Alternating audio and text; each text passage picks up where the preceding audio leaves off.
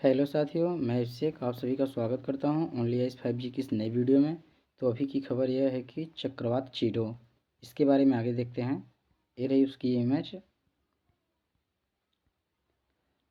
चक्रवात चीडो ने फ्रांस के मायोट के क्षेत्र में भारी तबाही मचाई है। इसके बाद मोजाम्बिक के काबो डेलगाडो प्रांत की राजधानी पेम्बा में पहुंच गया है ये। और चीडो तूफान 7 से 8 दिसंबर के बीच दक्षिण पूर्वी हिंद महासागर के बेसिन में एक उष्णकटिबंधीय अवसाद से विकसित हुआ है। और चक्रवात चीडो के कारण मरने वालों की संख्या लगभग हजारों में बताई जा रही है। और इस द्वीप पर 90 से अधिक वर्षों में आया सबसे शक्तिशाली और भयंकर तूफान है ये।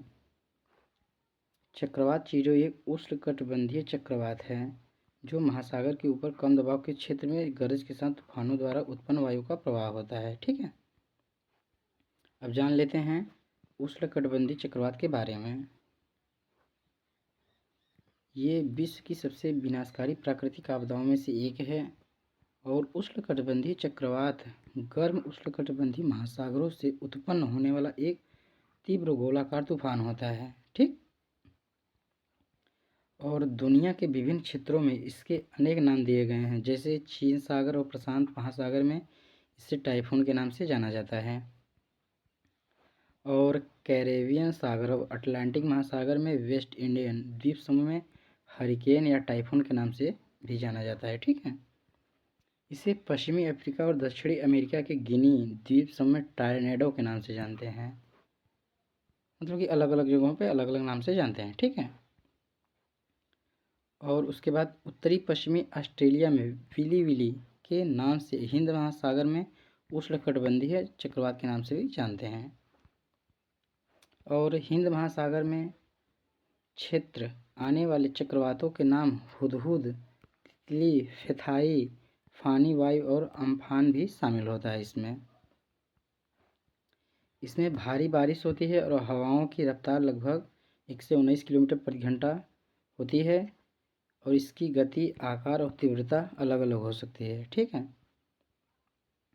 इसके बाद भूकंप के बाद उष्णकटिबंधीय चक्रवात दूसरा सबसे खतरनाक प्राकृतिक संकट है।